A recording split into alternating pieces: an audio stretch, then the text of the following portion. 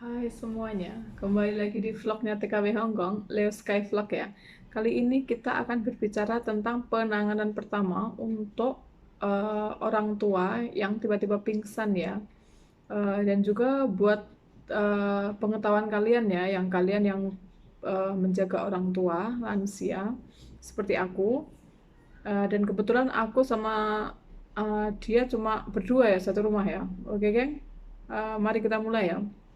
Jadi ceritanya begini, kemarin hari Minggu waktu itu aku mau libur ya, mau keluar rumah, keadaan jam 8 pagi, terus simbah aku, dia masuk kamar mandi, terus pingsan. Jadi kejadiannya itu jam 8 lebih 5 menit ya.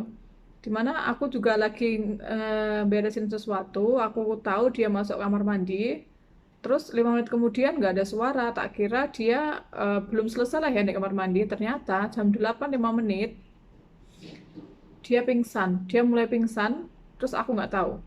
Yang ku tahu 8 6 menit, 1 menit kemudian aku baru tahu. Kenapa? Karena aku buka kamar mandi, dia udah pingsan. Kebetulan kamar mandi emang kalau orang tua nggak ditutup ya, ditutup separuh dikit lah ya, nggak dikunci.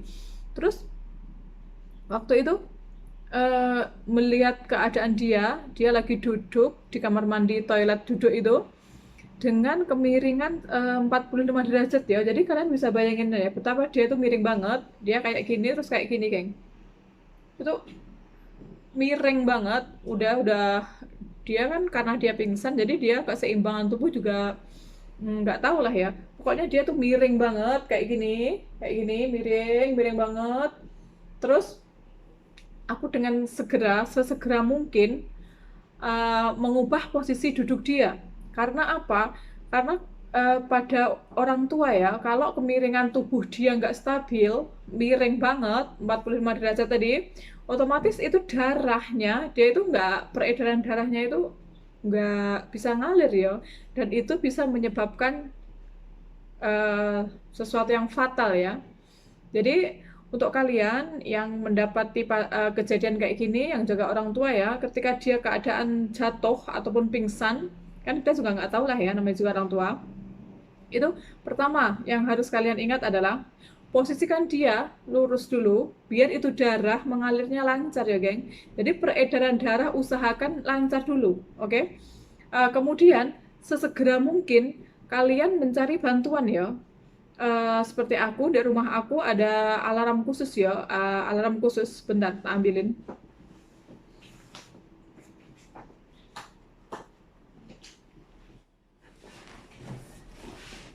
Jadi begini, geng. Kalau di rumah aku itu ada kayak gini. Ini namanya Beng Oncung ya. Ini apa ya? Alarm kesehatan buat buat orang tua ya. Jadi ketika kita in case, ketika kita darurat, ketika butuh bantuan ya, itu segera kita mencet yang merah ini. Tapi kendalanya kayak aku kemarin ya, posisi Simbah lagi di kamar mandi, aku lagi di kamar, terus si kecil mungil ini berada di ruang tamu, oke? Jadi aku harus menyelamatkan Mbah dulu, baru bisa ngambil ini ya, geng. Soalnya apa? Kalau aku cepet-cepet ngambil ini, sing Mbah dengan kemiringan yang 45 derajat, otomatis itu berakibat fatal. Ini pun juga percuma. Jadi jalan satu-satunya, tegakkan Mbah dulu, tegakkan posisi dia, darah biar mengalir. Habis itu segera mungkin ngambil ini ya, kita pencet dulu. Pencet langsung lari, tetap menolong Simbah ya. Kan karena Simbah sudah dia pingsan, cuma bisa bisa agak lebih tegak, nggak miring, udah nggak miring. Terus kita sambil meluk dia ya, kita pencet ini.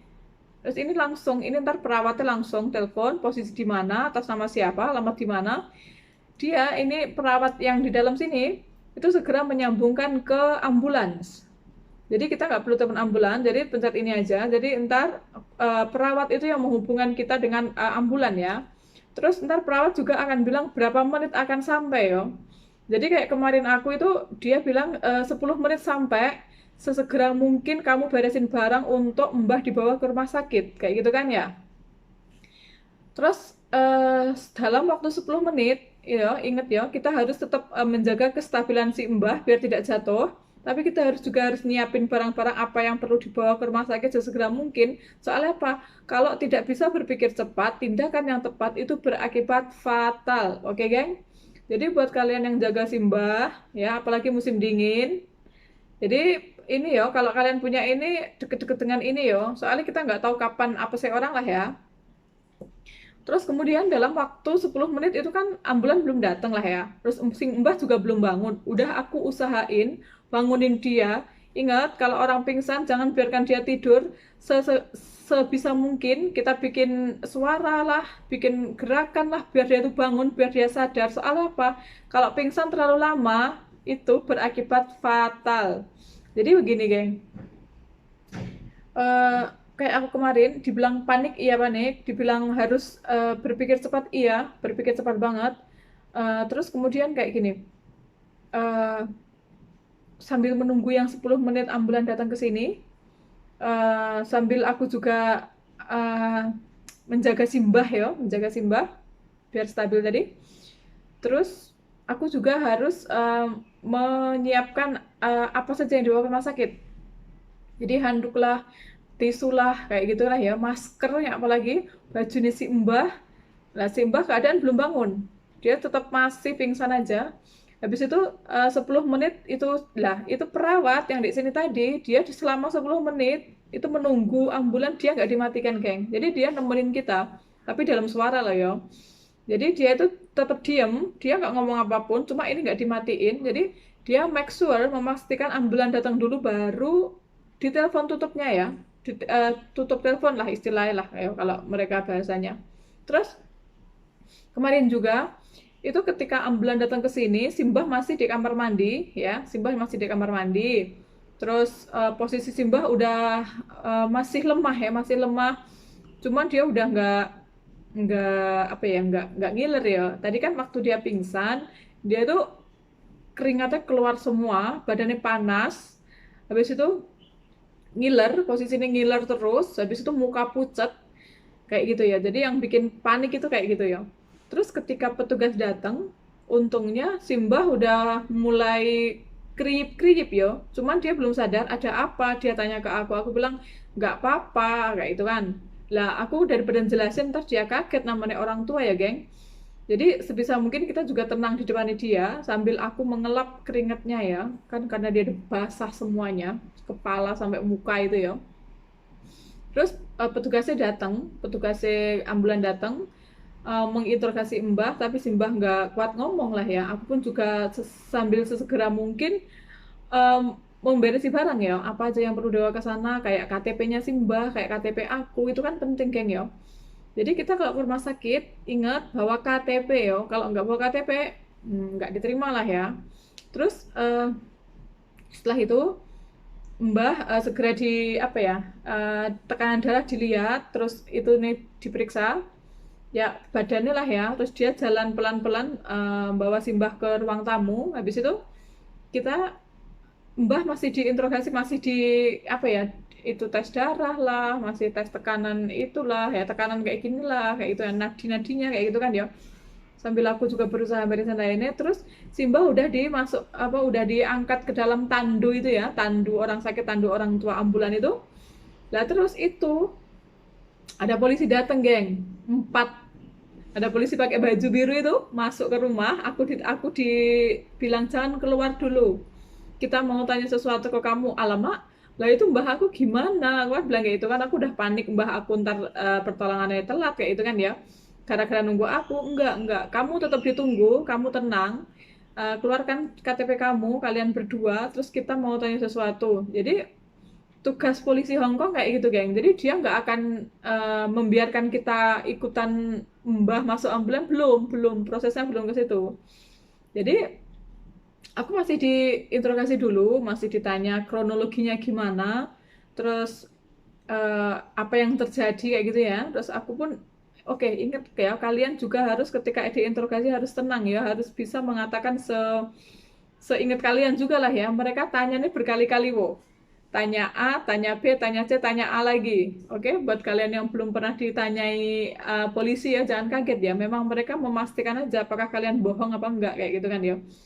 Terus kemarin itu ketika aku udah selesai diinterogasi, aku bilang gini, Tuan, tapi aku cepet-cepet aku pengen menemani Simbah kayak gitu kan ya. Dia bilang, iya tenang, kamu akan ditunggu karena kamu sebagai pihak keluarga di dalam ambulan kamu pasti ditunggu kayak gitu kan ya. Baiklah, aku bilang gitu kan ya. Apakah kita bisa diinterogasi di dalam lift? Oh tidak bisa kayak gitu kan. Dia bilangnya kayak gitu, geng. Jadi dia itu mau nih kita interogasi di rumah keadaan tenang kayak gitu. Jadi kayak kalau buat aku saya sih kan lah ya keburu gue apa ya keburu aku nyari Simbah kan. Terus ternyata setelah interogasi udah selesai aku turun nyari Simbah, ambulan masih berada di parkiran.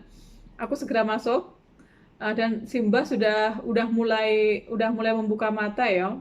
Terus tapi keadaan masih lemah, geng. Emang dari atas dia udah bisa membuka mata, cuma keadaan masih lemah, masih pusing dia bilang. Terus dia ngeliatin aku kenapa lama, kayak gitu kan, kenapa lama kesini, maksudnya ke ambulans. Aku bilang, tadi ada beberapa polisi nanyain aku, Mbah, tanya kronologi. Oh, dia bilang gitu kan. Terus tau nggak, geng, yang lebih parah ya kayak gini. Ini kejadian lucu banget. Itu kan Simbah udah nggak sadar ya, udah setengah sadar, setengah enggak gitu, tapi udah masuk dalam ambulan ya. Terus itu kan petugas ambulan itu kan ada beberapa, ada sopir satu, ada petugas data di komputer satu, ada juga petugas kayak kernet gitu satu. Jadi kan total tiga orang. Itu masih muda ya petugasnya. Terus kan petugasnya bilang gini, kamu orang mana kok istilahnya muji aku lah ya kayak gitu kan ya. Nah, terus aku kan dia diem dipuji ya bilang terima kasih kayak gitu kan. Itu anehnya lagi si Mbah bangun, dia bilang gini, dia itu bodoh, dia tuh nggak berguna, dia itu babi bodoh. Bayangin, geng, si Mbah kayak gitu. Aku cuma mesem lah ya, anggap aja itu Simbah lagi ngelindur lah ya. Terus itu petugasnya sampai ngakak, kok bisa pingsan kayak gitu, setengah sadar setengah enggak, ngatain kamu bodoh. Ah, nggak apa-apa, emang kita komunikasinya kayak gini, dia orang baik kok, aku kan bilang kayak gitu. Oke, well, terus kita menuju rumah sakit ya. Setelah masuk ambulan tadi, kita itu belum langsung menuju rumah sakit, itu belum, geng. Jadi kita masih menunggu 5 menitan dulu ya. Entah mereka ngapain, aku nggak tahu. Yang pasti yang satu data pakai komputer, yang satu nanyain aku, yang petugas satunya nyopir. Itu ada 5 menit itu dia nggak hoice ya, istilahnya nggak langsung apa ya, langsung pergi itu enggak, masih tetap di parkiran Lampung, masih tetap di parkiran bawah. Terus kemudian 5 menit kemudian, mungkin ada ya 5 atau 7 menit, itu lama kok. Orang aku nunggu itu lama kok. Terus habis itu baru dia itu pelan-pelan ke rumah sakit ya. Tapi Mbah sudah dikasih sesuatu ya, dikasih oksigen lah, dikasih apa. Jadi nggak apa-apa. Jadi meskipun kita menunggu selama 5 menit, 6 menit, itu pasien aman, terselamatkan ya itu kan. Oke, kemudian kita pelan-pelan ke rumah sakit. Terus aku diturunkan di depan, aku harus daftar atau registrasi di rumah sakit ya. Karena ini musimnya lagi kayak gini ya, banyak virus. Jadinya aku masuk pakai itu baju itu selubungan itu ya, itu pakai masker double juga. Kan di rumah sakit itu kan banyak virus, geng. Habis itu aku registrasi atas nama Simbah, KTP-nya Simbah, sama bayar senilai $180. Jadi buat kalian yang pertama kali naik ambulan, nggak usah khawatir, itu murah kok. Cuma 180 lah ya, murah itu. Yang 100 itu buat ambulan, yang 80 itu emang pasien baru masuk rumah sakit itu bayar 80 loh kayak orang tua. Terus setelah aku bayar, aku udah registrasi, aku naik ke atas, ke lift, ke lantai 2. Mbah sudah ada di unit gawat darurat, UGD ya, langsung ditangani. Terus Mbah langsung diperiksa, aku menunggu di depan kamar.